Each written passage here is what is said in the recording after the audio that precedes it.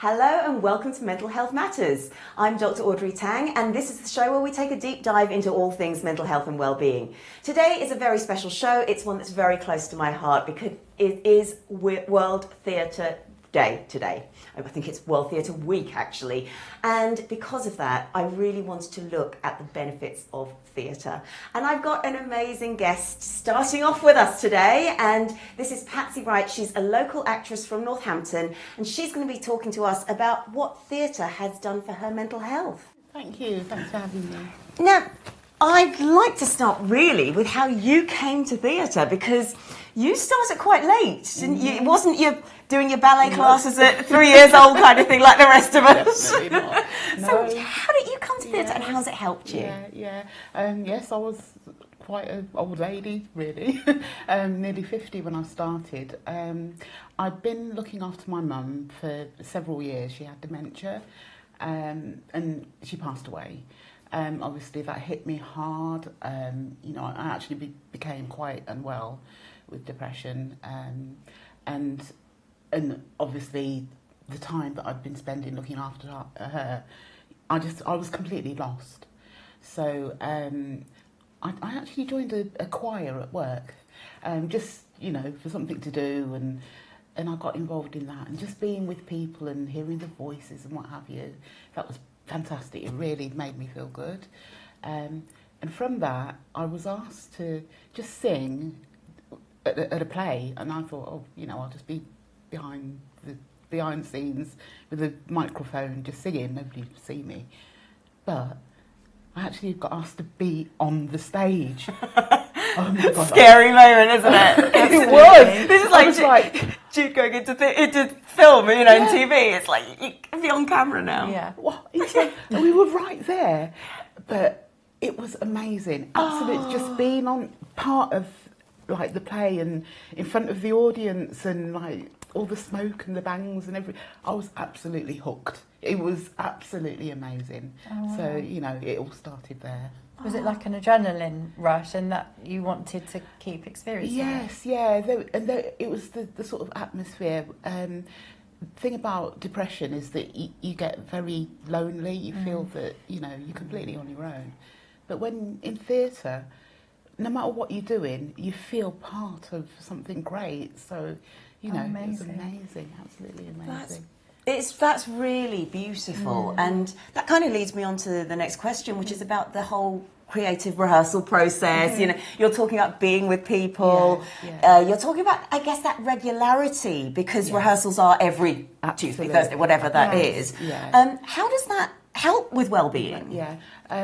There's a thing about, like I said, sort of mental health, that there are different things. There's something called chime. It's like connectedness and hope, and that's what being involved in a production does. It gives you connectedness. So you're with people. Even between scenes or whatever, you're sitting and talking about normal life and stuff, and you've got a shared sort of goal that you're working towards. You've got that timetable of the regular rehearsals, and it's given you a purpose. That's another thing that's really important for mental health. So it was great, and in terms of your self-esteem and your confidence, because that gets knocked, but in theatre it gets built up. It really does. That's what how it's helped me.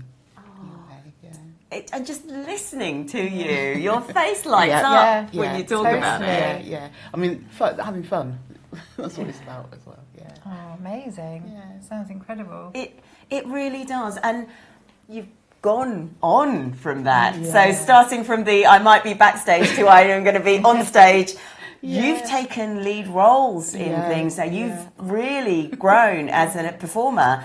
And with that, I guess, comes other mental health challenges, but also benefits. So playing different characters, perhaps having to explore quite vulnerable aspects of character. How has that helped you, but maybe made you reflect on some things? Learning to play different characters it's so amazing, because you can. There's two aspects of it for me. There's the part that you can use your own emotions to express through a character. So even if the character hasn't gone through the same thing as you, but often there is some connection that you can make with a character, and there'll be emotions that you have that you can express, that you can, you know, relate to, and that can come out. And then there's the other thing, that you can be a character that isn't like you, but you can express things that you've always wanted to. You know, if you've got a bit of an inner rage about something, or, you know, you like to be a bit of a gossip, but you're not really supposed to be a bit of a gossip, but you can express that in your characters. I was going to say that it kind of must give you a safe place to explore parts of your personality that maybe you don't feel confident enough to, or it's a bit scary to do that. So, and you just said it is. That's it. You can express parts of yourself, and in a safe space. You know, if you have a good director that encourages you, and that really makes a difference as well. It really does. My confidence over, you know, the last few years that I've been doing this has just increased so much. Nobody ever believes me when I say I used to be shy. Nobody ever, but, you know, I was. But now I feel so much more confident. Oh, wow. And you can see that in your posture. And whilst you were describing these characters, the change in your physicality, it was lovely. Brilliant to watch you. So with that, you've explored different genres as well. So it's not just character now. You've been doing clowning, you've danced, is there no end to your talent? How have these different styles helped you? And do you have any preferences? I've done like so many different things, challenging things. I'd done some work, just, you know, basic acting, not really saying much, not really. But somebody saw me and asked me to audition for a musical.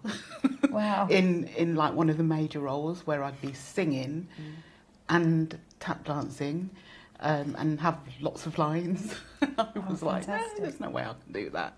But I did. I because of that increase in confidence, I thought, well, why not go for it, just see. And I was able to do it. And again, that, you know, being able to dance and sing at the same time, and having the energy to do that. Yes. Because, you know, as well as like my mental health issues, I've got physical, I've got arthritis, I'm an old lady. But I was still able to do it, you know, I was still able to do it, and it was great. Other dancing, I've started to do a bit of burlesque, which is amazing. Again, another thing that is about enjoying your body. You know, a lot of people, again, with mental, they don't like themselves. They don't like how they look. They don't. But doing burlesque, you enjoy your body, and you share with other women, and you really, you know, again, get to express yourself, and like you can express that cheeky side of you. I always do. Fantastic. And that's the thing with dance, especially because we've said this on the show before. So often people feel that their bodies are there to be looked at, and they're not. I know women feel this because there's this narrative, social narrative. But actually, bodies are there to do and to explore and get involved in the world. And I think that's what you're talking about here. Yeah. We learn to appreciate ourselves for what we're doing, not what we're looking like. Yes, which, you know, it's about how you feel, and enjoying your body. So, of all the different things that this is probably an unfair question. This is like asking you who your favourite child is, kind of thing. What type of performance or what type of role have you enjoyed the most, and why has that helped you so much? That's so hard. It's quite hard because of everything you've spoken about. Your eyes have been shining, and you you're really buzzing about it. So I think I enjoy either characters or sort of genres where I can my sort of comedy can come out. I think that's what I enjoy. I enjoy the fun that can be either in a character or in the way that the acting. I mentioned the clowning. I mean, doing clowning it's amazing. I didn't realise how much sort of goes into it and how much fun that can be. But I think that side of it, because it's such an opposite to thinking about depression. It's just the opposite, complete opposite, and it makes it go away. For that time that I'm being whoever I am, or I am doing the clowning, or even the dancing, it makes that go away. So it's amazing. That's just beautiful. Well, Patsy's going to be staying with us, but we're going to go on to our resident motivator, Rosie Miles, to give us our top tip to keep us going for the week.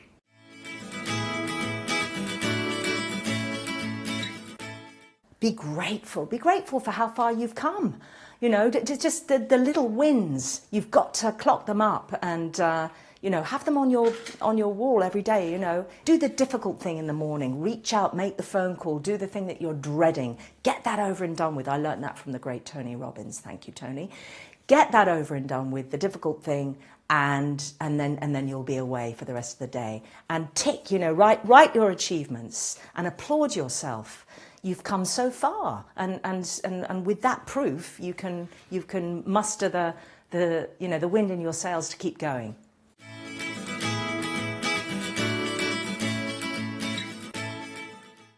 Now, I know, Patsy, you said, I'm an old woman. Of course you are not. I was thinking that now. Your energy, you look fabulous. You're just so full of joy.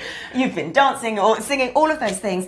Why is theatre so good for every age? Oh, I thought about this. I think because a couple of reasons. Theatre, I think it should reflect real life. And, yes. You know, there are all ages in life. And the same way there's all different abilities, different races, different, you know, everything. So, yeah, it's important that everybody should have access to this. It's, you know, that's what I think, yeah. No, I think that's fantastic. And access to seeing themselves absolutely as well. Yeah. And this is just going back to something you said earlier, and I hope you don't mind me asking this, because you was talking about your struggles with depression, and sometimes depression can be because we shape ourselves into what society or culture or whoever expects of us. And then you talked about the comedy and the fun characters.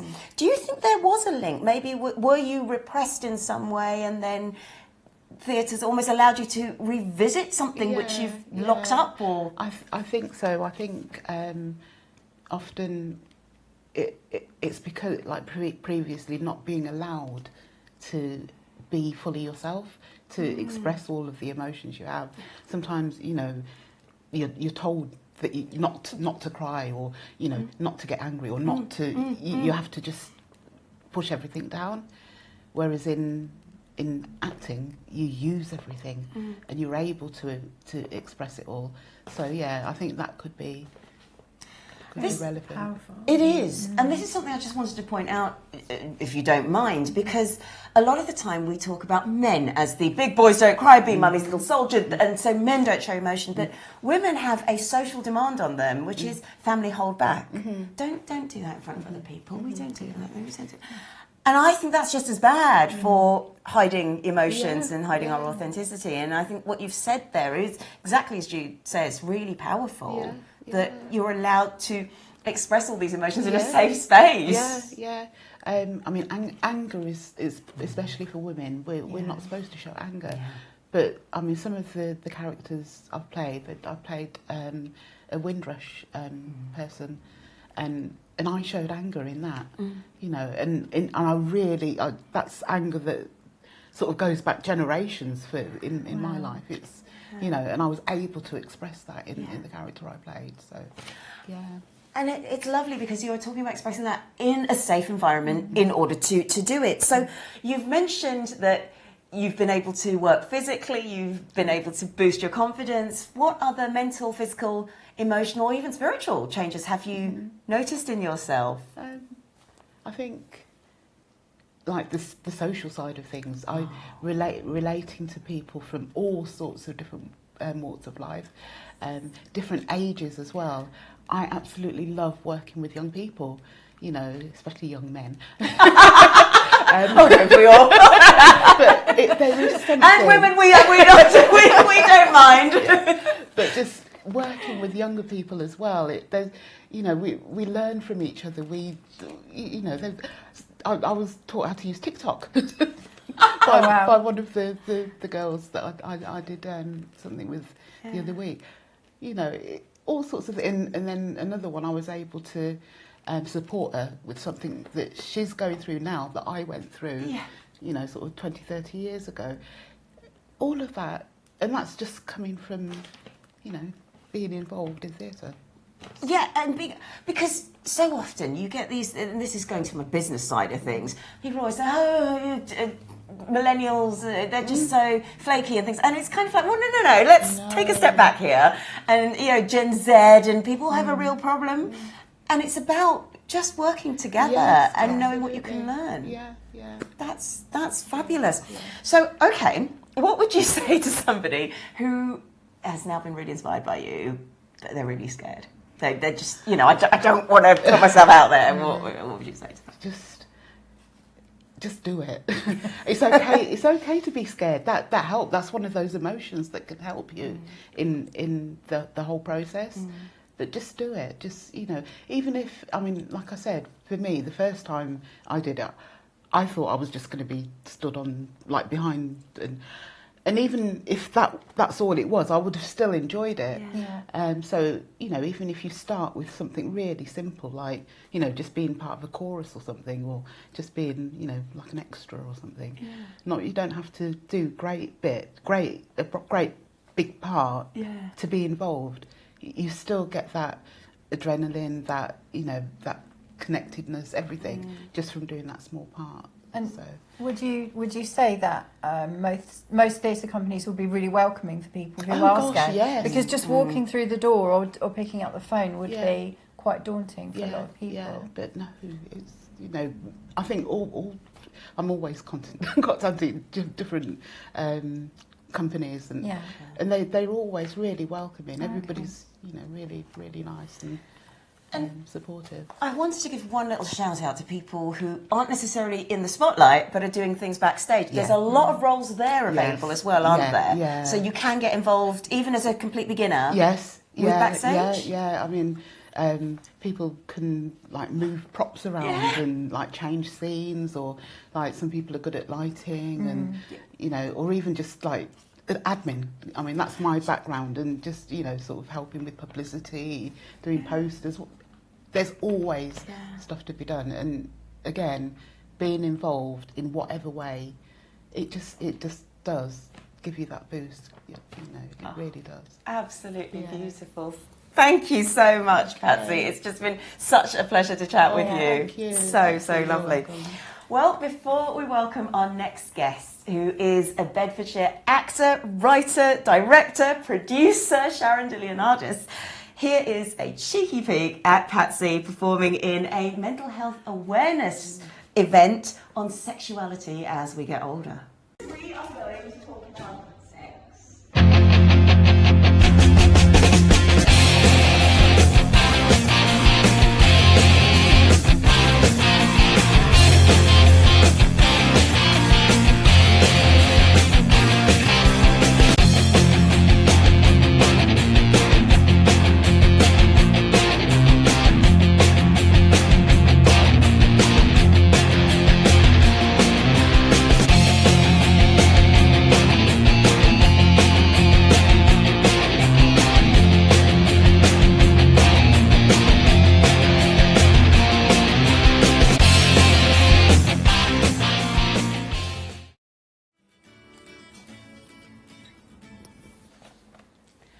Welcome back to Mental Health Matters. Now, I know Jude and I are so excited about our next guest. Very. We're already inspired by Patsy.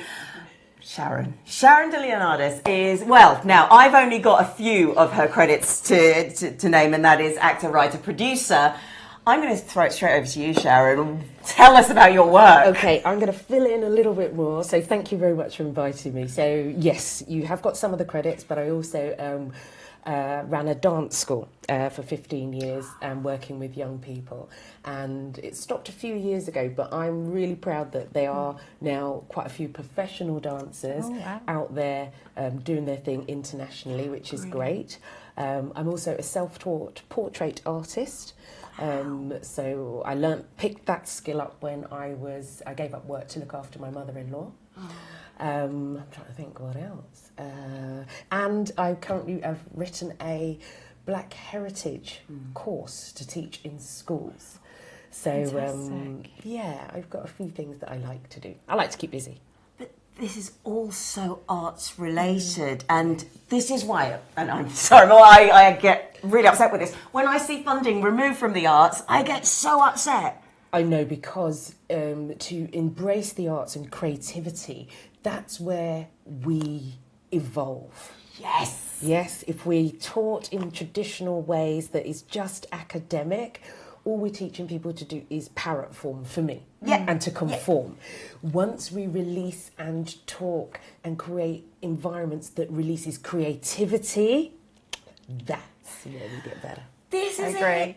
And for so many people, Yeah. arts is the place where they get praise and they know that you can grow and they build confidence, exactly as our first guest said. It stops all of those barriers, those ceilings that are enforced on us or that we put on ourselves. And once you're given a clean slate of go play, go play, which it literally is, and it means playing with life, yourself, finding the right you, finding the right people to connect to, being creative allows all of that. That's so beautiful. I can feel the hairs go up on my neck here. And we've seen it, haven't we? In our previous jobs, we've seen children who struggle or students who struggle with academic subjects, like you say, blossom with music and dance and drama. We've seen it. And it's just so the way society is changing and evolving, and we're still teaching in traditional ways, and we're not really invested into the new ways of learning. There are so many complications with us as human beings, neurodiversities, all these different things that we've got to be able to look at different ways to connect to people. I think this really leads me on to the next question, because you talk about addressing new ways of teaching, addressing new ways of learning. Your work deals with things like stereotypes and breaking down barriers. What do you think are some of the reasons why there is still this misunderstanding going on? Because we're not allowed to express and create environments that are suitable for all. At the minute, we're still controlled by the mainstream narrative that as we evolve, it's not suitable anymore. That is true, isn't it? Yeah, so therefore we're having so many more mental health crises, etc., because society has changed, but the ways that we approach things isn't evolving quickly enough. That is so true. And there have been some changes when it comes to being more inclusive and with all ages, with some neurodiversities, not everything just yet. What more still needs to be done? I know that's a big question. It is a big question. Like you said, one of the key things is investment into the arts, first of all, to allow that development. But also, I think within schools and colleges, a lot more autonomy in how they do things. Because I'm going into the schools, and before I do the course, I'm doing a pre-evaluation where they're getting their information from, how they're feeling, and then I can assess it afterwards. And one of the main things that I'm seeing when I'm saying, where are you learning from? Are you getting more from school, other places? The shocking thing is 90% of the kids are saying, for the things that are really important for them, they're learning it from social media. That's scary as well, because there's so much misinformation. Right, but also at least they have a platform where they can find some of that information. But like you said, when it's a platform that's not regulated in the right ways, then we have to be careful and mindful. But if that's how the young people are using it, the next generation, then surely we should be creating and using that narrative that we are putting our thoughts, our words, and not parroting somebody else that thinks they know how we feel. That's really big. The parroting someone else versus being authentic and putting ourselves out there. 100%. There are so many courses, right, that I've seen or that are trying to address issues for minorities, but they're doing a tick box exercise. Okay, I'm dealing with it, lovely. Yes. But I'm like, okay, so who have you gone to get these expertise? Well, these people around here. That doesn't look like anybody that they're trying to represent. And the fact that I'm having to talk and articulate to say, well, that's not the authentic voice, is it? You're working from opinion, probably stereotypes and misinformation to sort out a problem. And if you're doing that, the problem will never get sorted. Yes, yeah, well, you just live in an echo chamber. Right. You just sort of validate yourself, which is... Yeah. Right, but it doesn't matter because, you know, I'm okay. So we need to allow marginalised voices to speak for themselves about their experience. Now, that's another big question here is how do you use and how can we use the arts to give that voice to marginalised groups? Well, the beautiful fact is, with the arts and our current social media, we can create our own platforms. So if you haven't got a theatre that you can join, you can do a video. Yeah. Anybody can start to do that, and it starts to do it, but with quality, integrity, and authenticity. Yes. And all health warning. yes, of course. Because it seems to me that so many things have changed for the better, and there is a lot of that, but I think there is something in adults being very afraid of social media, very against it, very down on it, and therefore it's almost like this is good, this is bad. We don't explore ways of actually using to connect with people better. Yes. And this is something that you address through your work, isn't it? Not just in social media, but in general. In general. We're just so scared of everything, we don't touch it. Right, and that's how we've got to get people to understand, because if you think back to when I was younger and television was coming, well, not that old. Television was already there, I promise you. But more channels. The more channels came along, then different music changed, and then people were like, oh, you can't listen to that type of music, it's going to corrupt you. It's because the adults didn't understand, and it was a way for the young people to communicate. So we've got to work with each other and know how to communicate on multiple levels, multiple age groups, multiple. If you only stay with one group, you're only going to learn how to communicate to that group and understand that group and that group only. Yeah. So this is why you have to be able to mix it up. I like that. Yeah, life is a melting pot. So the fact that we're told you were born in that postcode, stay there, for me it's like you're born there and now go explore everywhere. Yeah. Oh, this is beautiful. Now, Sharon is going to be staying with us.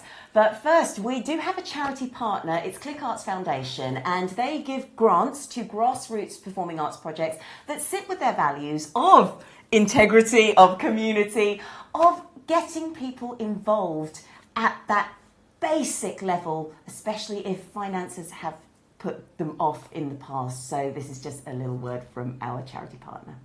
A world without the arts is one without confidence, creativity and community, and yet funding has been reduced every year. Arts programmes have been shown to benefit social inclusion and well-being, particularly for marginalised groups, with projects fostering a sense of belonging, cultivating mutual understanding, and breaking down social barriers and isolation.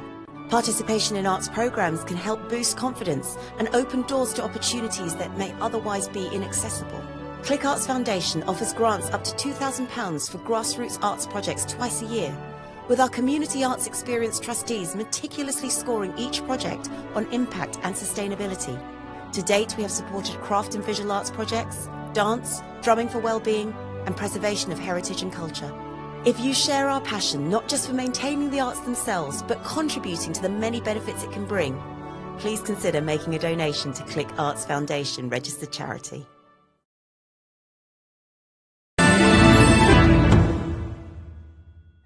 Hello, I'm Gordana Mitic, your host for Skits and Quibbles show. Every Thursday, 8 o'clock in the evening, PST time. And join us on Fresh Takes at E360 TV. We look forward to entertaining you.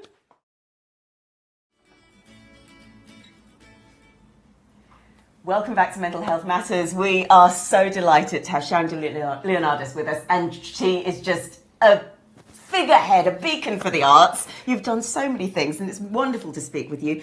But I want to now talk about your play that you've written. You're going to perform it very, very soon. It's called Rise of the Empress, and this is about giving people a voice to reclaim their power. Please tell me a little bit about this show. Yes, I got to thinking and writing this show due to the fact of, for the last, ever since George Floyd's murder, I've been contemplating how can I affect change? What can I do? So everything that I've been doing is been the catalyst to change for race equality. And I found that I was having similar conversations all of the time, whether it was to corporate organisations, to educational business. It was just the same conversation, having to say what I felt the problem was, where I felt it'd gone wrong, and then getting people to try and understand my experiences. And it got to the point where I'm like, do you know what? If I just put some of this down and put it out there, then maybe I can just send that out and then people start to understand. So that's how the first thought came into my mind. But I had fears and trepidations. I'm no writer. I'm dyslexic. So I was like, I've never done that. And I was like, okay, it's a nice thought, and just continue to do what I was doing.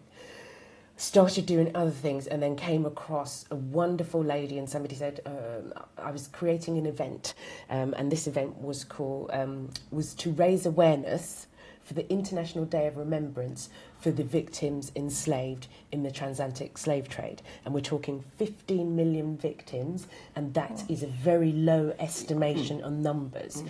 Now, the fact that everybody internationally stops to honour and remember the Holocaust, where 6 million people lost their lives. So the fact that this date had been there, and has been there since 2007, hardly anybody's doing anything. So last year I joined another organisation, and we started to do events to honour that. That's the 25th of March every year. Events happening in locally Bedford, Luton, Huddersfield, and I'm starting to get schools and colleges. So one of the guest speakers that was going to be in Northampton, I had one of the Lord Lieutenants say, you need to meet this fabulous lady, Nairobi Thompson. Yes. Got to the event, and we bumped past each other and just automatically stopped and just went, you're such and such, and you're such and such. And then goosebumps just went everywhere. And I thought, okay, I think this is going to be something special. I sat down at the ceremony and heard her speak. I heard her poetry. I saw her passion, her engagement. She was incredible. And for some reason, I hadn't written my speech for the very next day for the Bedford ceremony. And the minute she started speaking, I'm like, that's why I haven't written my speech, because I wasn't meant to be delivering my speech. This lady's supposed to have the platform. Oh, wow. So sending goosebumps down. As soon as she came off, I said, can you be with me tomorrow? She goes, I was going to email you to ask you months back. I said, you're taking my slot. And ever since then, it feels like somebody that I've known forever. There was something in her that I needed to see for myself to push me to the next level. Yes. And I cannot thank her enough for the influence and inspiration that she has given me. And actually, you talking about this and this support from other people, that's something we don't talk about enough in the arts. So often there's a stereotype actually about the arts, very competitive, very nasty, very... Actually, you're talking, and our first guest as well, talked about that camaraderie, that shared goal, that ability to unite so many voices and needs. It's incredible. 100%, and that's another thing that I learned. When you find the right people, you hang on.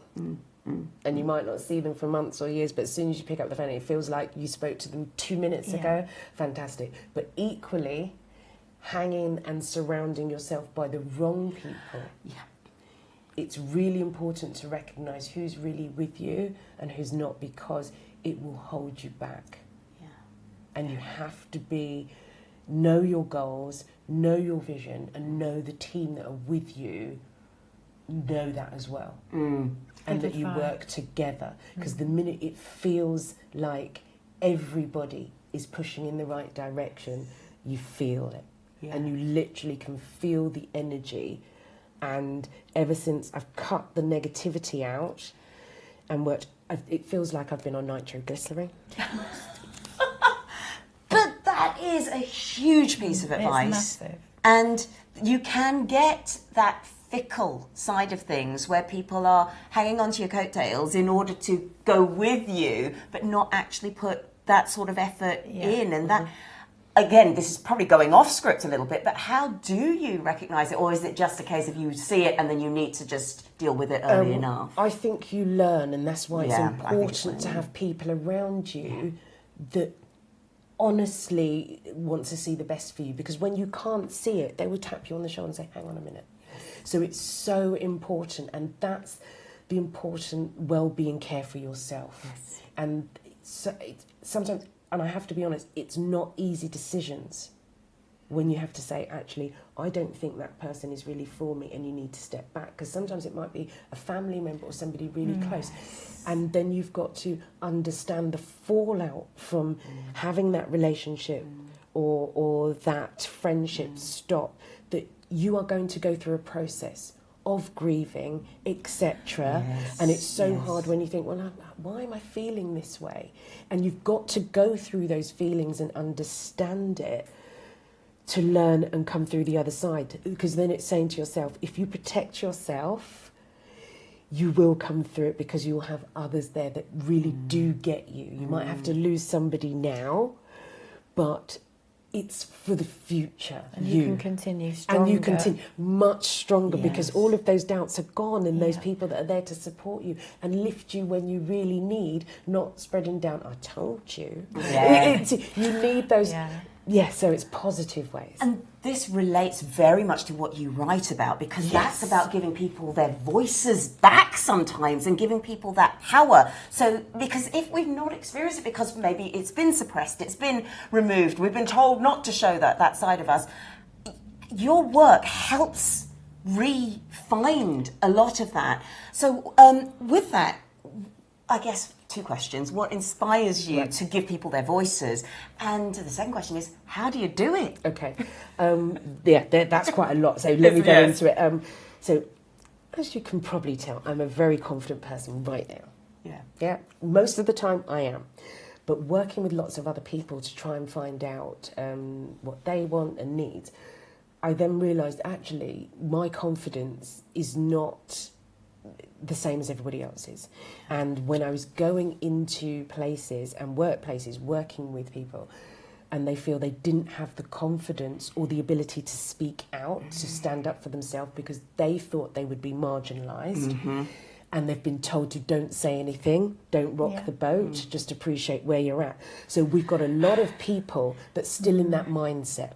A lot. Now, I've worked with organisations where I've been brought in to work with future black leaders, and when I'm speaking to those future black leaders and they're saying, I'm not comfortable to speak out within their own organisation, I'm like, wow, there is so much work to do. And what they're telling me in private, they wouldn't say to their colleagues, etc. And I'm like, how do we move forward if people still don't want to say anything? So I'm like, well, actually, I can speak for a lot of people now. I've got my own experiences because I came to the arts late. I had parents that were like, well, you're not going to go as a dancer because, excuse me, there's only going to be one, so do something else. But I'm really grateful because I did business first. So I went into business for 15 years before I then, instead of becoming a dancer, because I was probably too old to be a dancer, but I could run a dance school. So I followed in it a different way. So having now the skills of confidence, the skills of people, and the skills of, I don't care what people think. It's about getting my authentic voice out and others. So I was like, I have to do this. and I can do it from the perspective that I know, but also bringing other people's experience. So a black female professional, which my mum still asks me every day, did you see any other black managers? And 9 times out of 10, my answer still is no. That is particularly when it comes to female. So writing the play and putting some of those experiences, we can cover so many things. So a personal experience, so we set it in a spa, a conversation between 2 black professional women. Lovely. Which is rare. Yes. So then being able to talk about that, talk about unconscious bias, talk about how we're seen by our own community, the black community, because it's not always favourable to go into the white business world. Yes, yes. And then they will have their perceptions of who they think we are because of the industry we're in. But then it's also speaking to the white people that now they've got an alien in their realms and how they deal with us. So there are so many things, the mixed relationships, ethnicities we can cover, and then how do we change things? So the play gives all of this, but we were like, it's not enough for them to leave. I want a conversation after opening up this box. So we then have facilitated discussions afterwards. So as soon as the play's finished, power and discussion comes through and starts to gauge people's emotions, feelings, because the play, it takes you through a journey. You laugh, you cry, you gasp, but you come away feeling elevated. So our things is it's edutainment. Oh, I love that. I can claim, I'm not going to claim that word, it's out there, but if everything we can do is to educate, but also entertain, to put people at ease and at comfort, because we are tackling uncomfortable conversations. Yes. Without a doubt.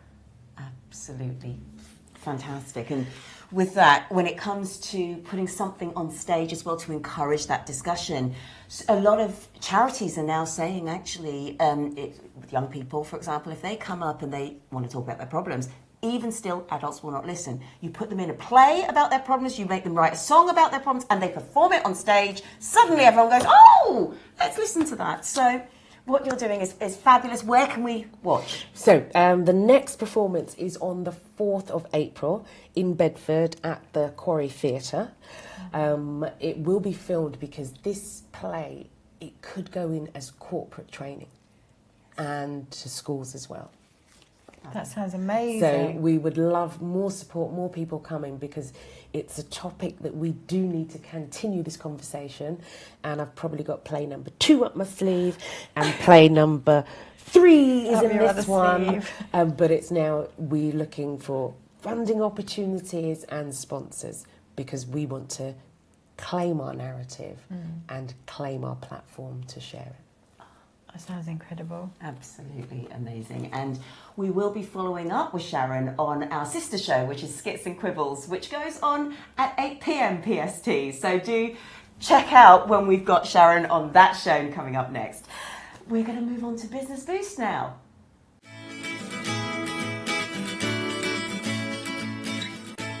In today's Business Boost, because we are looking at World Theatre Week and we are looking at ways we can find our voice, I thought I'd give some tips for presentations.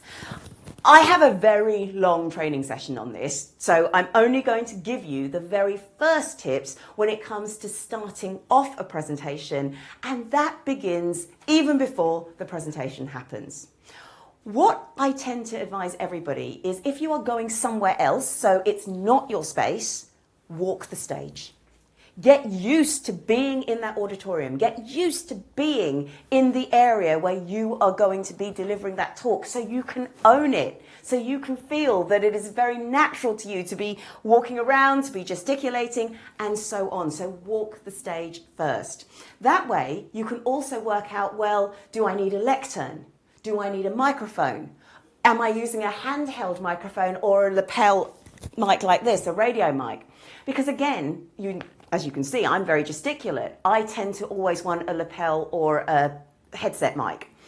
but it's not always possible to have. So it's worth finding out. Now, I'm holding a script for another reason as well, because there is nothing wrong with holding your script in front of you, as long as this doesn't happen.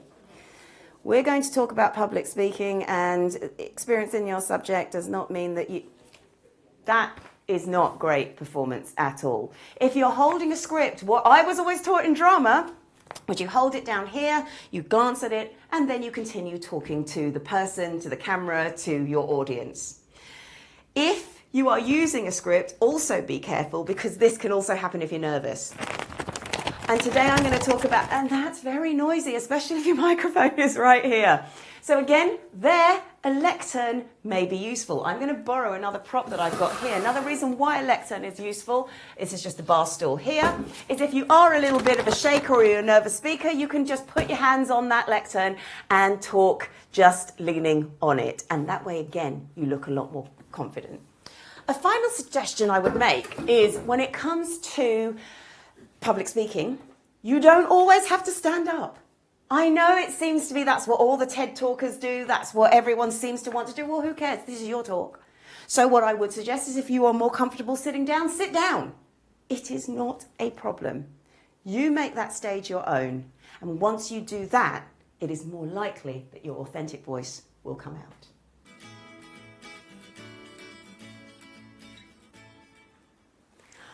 What a show! Wow, what a show. There's so much in that is I'm going to take time to process, I think. Yeah. I mean, yeah, just amazing. The way that Patsy described what she gets from her experiences with the theatre company and acting and performing. And then Sharon, wow, just all of her experience and what she's done, but also what she's continuing to do, and how all of that fits in with education and social media and today's, the today's life really is incredible. I think for me, I've always known about the confidence building and the skills building and the community, all of that. That's always been there, but the way it can be really used as a force to teach, that just came out of today so clearly, because really and it does make sense, because we watch something on any streaming platform and we might say, oh, did you see that? And then it starts a conversation straight away. Yeah, it does. And Sharon made a good point that not everything you see on social media you can believe or is good information. However, as I suppose it's still really young in the world, isn't it, in society? And so as we learn what to ignore and what to take notice of, yes, it can be an amazing platform for education and for learning. And I think I've had to address some of my prejudices, because I have been on the show talking about, social media is a real problem. And actually, it's a tool, and the tool doesn't make you good or bad. It's how you use it. Exactly. And even I was looking at TikTok recently to just find some basic dance moves, just to think about a dance challenge. That's all. It was for my own work, but you sort of think, well, actually, no, that was using social media. It's not that bad. It's not all bad. No, it's not all bad. I mean, it has bad press. We hear the bad side of it, but it can be used for a lot of good.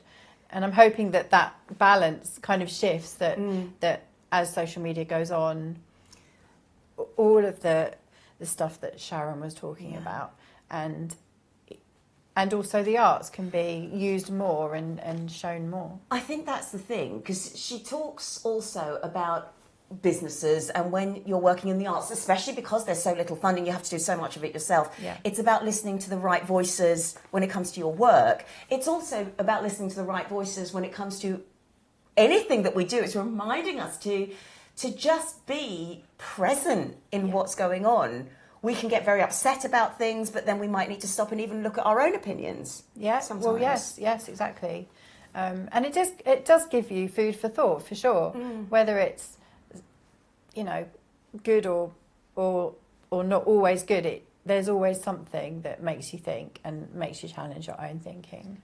And at the very least, it means there's discussion. And I don't think there are other subjects. I know there's amazing advancements in technology and in science and in all of those. And I respect that, but I don't believe anything gives us this kind of discussion, this kind of platform, or this kind of voice as the arts do. No, I agree. And we said it before, that it can change people's lives, and it can change how somebody views the world, and it can change how the world views that person.